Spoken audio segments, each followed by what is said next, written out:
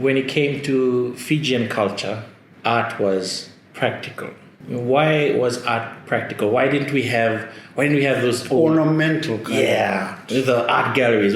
Where's our art galleries? Where's our Thank you. Firstly, there is no Fijian word that is a direct translation or concept for the English word art, because the nature of art from the European culture is something that is ornamental, something that is decorative, in a very simple way of defining it or understanding it. In Fiji, and likewise in the Pacific, because there was no word for art, what was created must have a purpose. It must be functional. It must have a use. And in Fiji, the guiding philosophy for that was Ve Wakaturangataki. The base word being turanga, meaning chief, meaning honor.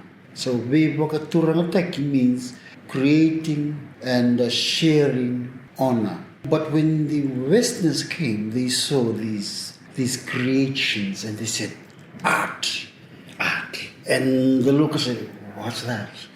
It's beautiful, it's perfect, it's symmetrical, it's blah, blah, blah, blah, blah, blah.